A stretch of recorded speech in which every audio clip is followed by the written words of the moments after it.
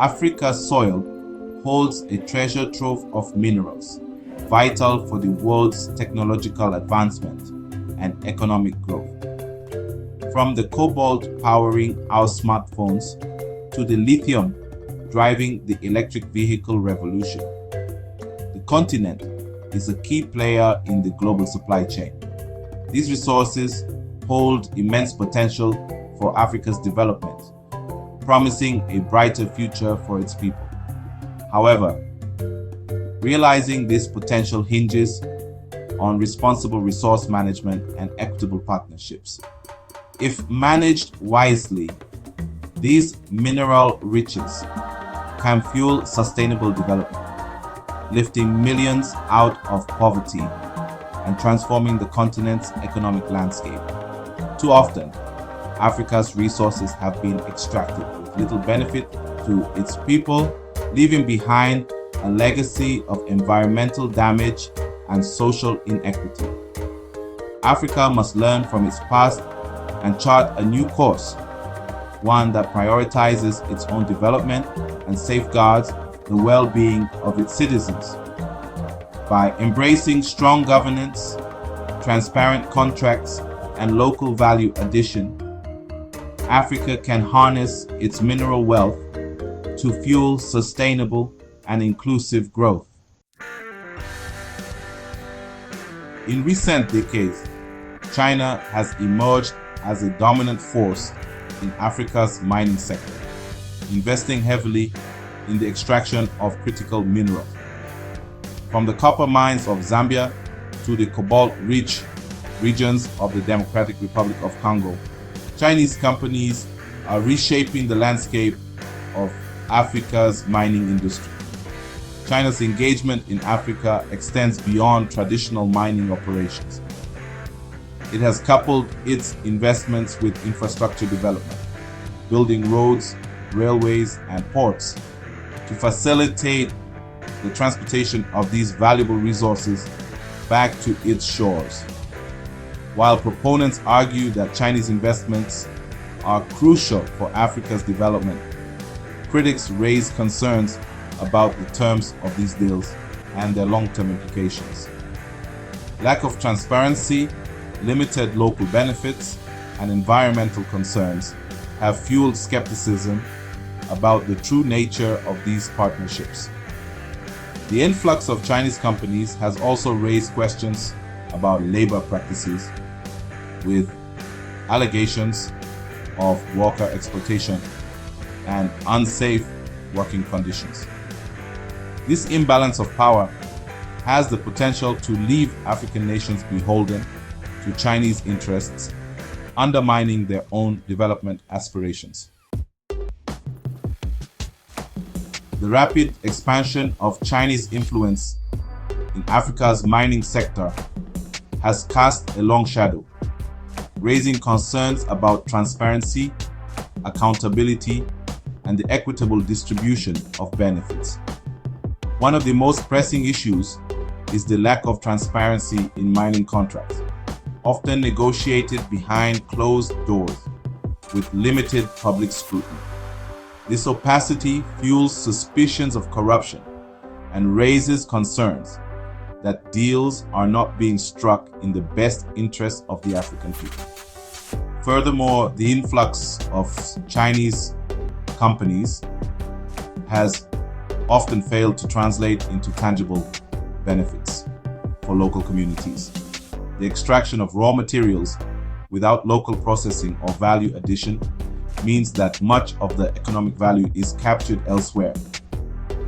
This perpetuates a cycle of resource dependence, hindering Africa's ability to move up the value chain and industrialize its economy. Environmental concerns also loom large. Mining operations, by their very nature, carry inherent environmental risks. Moreover, the influx of Chinese workers into African mining communities has created social tensions, highlighting the need for better management of social impacts. China's lending practices in Africa have come under intense scrutiny, with concerns growing that many African nations are being lured into a debt trap. Resource-backed loans, where mineral reserves are used as collateral, have become increasingly common.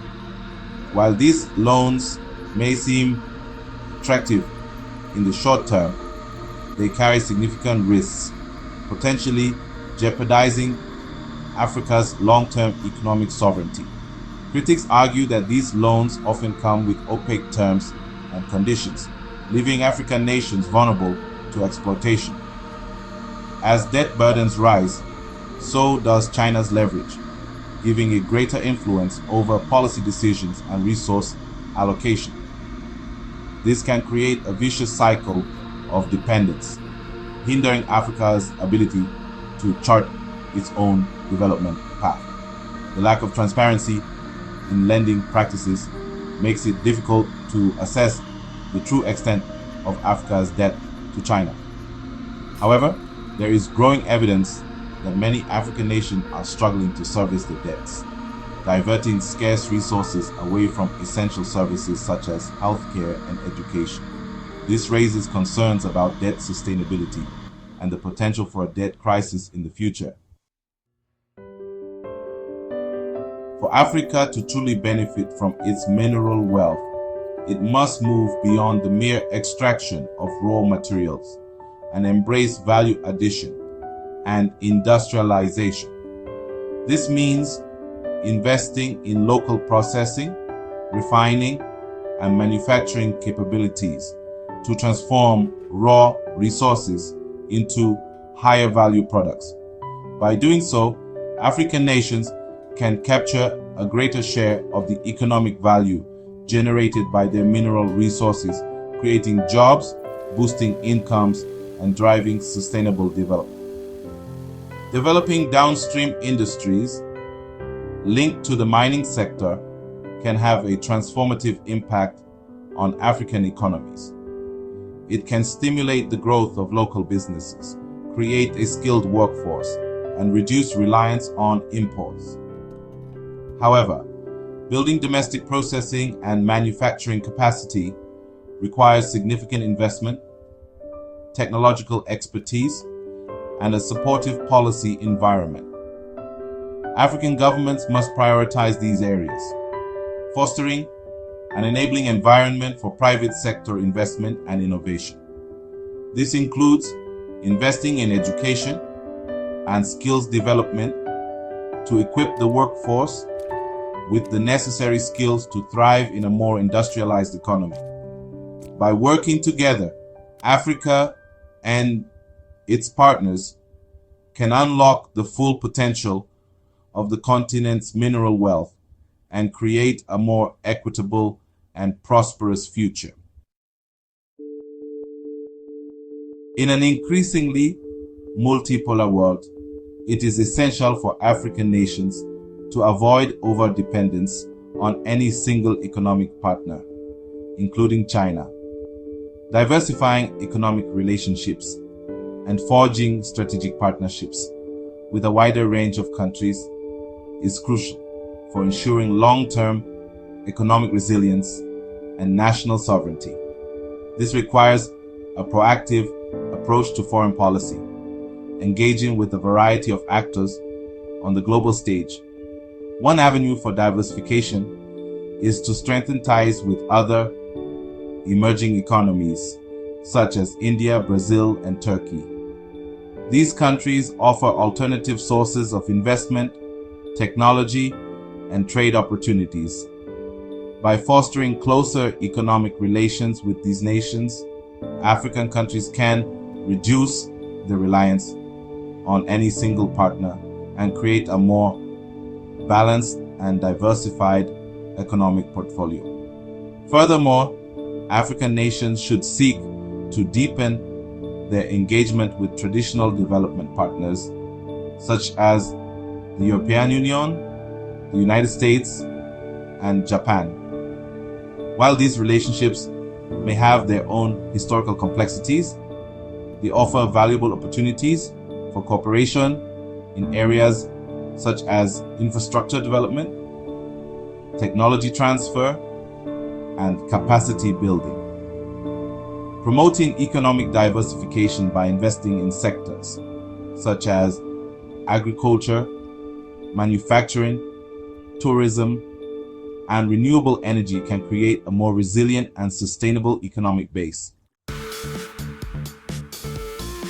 As Africa stands at a crossroads, it is imperative that the continent charts a new course for its mining sector, one that prioritizes sustainability, equity, and the well-being of its people.